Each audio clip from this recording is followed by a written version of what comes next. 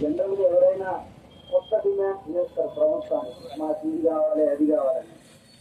మనం చేసేది ఇది అది కావాలని కాదు. మీరు ఎన్నికలకు ముందు ఏదైతే వాగ్దానం చేసిందో ఆ ఇచ్చినటువంటి హామీలు అమలు చేయాలని చెప్పి మాత్రమే అడుగుతున్నాం. అట్లాగే అమరులను యాడ్ చేసుకోవడం కోసం చేస్తున్నాం. ఇంకోటి మన సొసైటీ అధ్యక్షుడు గుర్తు చేశాడు 10 సంవత్సరాలకు ఒకసారి అని. 10 సంవత్సరాల క్రితం ఇదే యాత్ర పెట్టాము, ఇక్కడ మాట్లాడడం జరిగింది. ఆ రోజు ఏం డిమాండ్ చేశాం 10 సంవత్సరాల క్రితం, మరి ఆ డిమాండ్స్ నెరవేరినాయా లేదా, నెరవేర్చి ఎట్లా నెరవేరినాయి అనేటువంటిది కూడా అందరికీ చెప్తున్నాం. అంటే పార్టీలకు అతీతంగా మనం సమస్య మీద ఐక్యమైతే ఖచ్చితంగా సమస్యలు పరిష్కారం అవుతాయి అని చెప్పి ఈ సందర్భంగా చెప్పదలుచుకున్నాం. ఆ రోజు మనం పాపన్న జయంతిని అధికారికంగా నిర్వహించాలని ఇక్కడే మేము మాట్లాడాం, మీరు కూడా మాట్లాడేది. ప్రభుత్వం అప్పుడు పట్టించుకోలేదు. రాష్ట్ర వ్యాప్తంగా ప్రచారం చేసి అందరూ పోరాడితే, అన్ని సంఘాలు అడిగితే అనివార్యంగా అప్పుడున్నటువంటి ప్రభుత్వం పాపన్న జయంతిని అధికారికంగా నిర్వహించింది.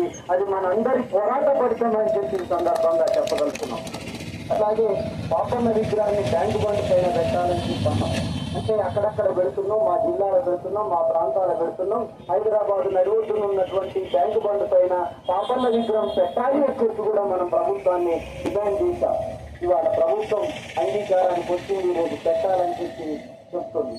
అంటే ఒక 10 సంవత్సరాల కాలం గత పదయాత్రలో తీసుకున్నటువంటి డిమాండ్స్ ఏవైతున్నాయో అవి మనం పోరాటం వల్ల, మనం ఐక్యంగా ఉండడం వల్ల, ప్రభుత్వం మీద ఒత్తిడి తీసుకురావడం వల్ల ఇవాళ ప్రభుత్వం అంబేద్కర్ విగ్రహాన్ని, పాపన్న విగ్రహాన్ని ట్యాంక్ బండ్ పైన పెట్టడానికి నిర్ణయించిందంటే అది కూడా మనందరి పోరాట ఫలితమని చెప్పి ఈ సందర్భంగా చెప్పదలుచుకున్నాం.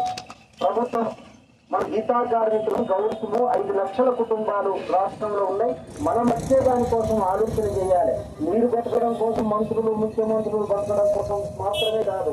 మిమ్మల్ని ఎన్నుకున్నది మా భక్తుల గురించి ఆలోచించాలి, మా కళ్ళు గురించి ఆలోచించాలి, మా నీరా గురించి ఆలోచించాలి, మా బడ్జెట్ గురించి ఆలోచించాలని చెప్పి అడుగుతున్నాం.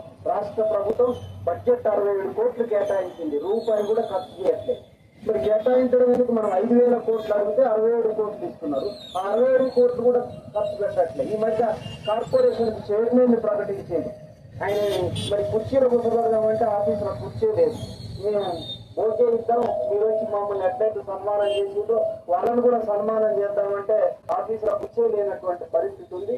అందుకోసం ఇప్పటికైనా ప్రభుత్వం మాకు ఇచ్చినటువంటి, మాకు కేటాయించినటువంటి డబ్బులు ఏవైతే ఉన్నాయో వెంటనే విడుదల చేసి మా అభివృద్ధి కోసం పనిచేయాలి. అట్లాగే గీతా కార్మికుల వృత్తి పట్ల దాడులు చేయడం అనేటువంటిది మానివేయాలని చెప్పి సందర్భంగా హెచ్చరిస్తూ స్వాగతం పలికిన మీ అందరికీ మరొకసారి ధన్యవాదాలు తెలియజేస్తూ సెలవు.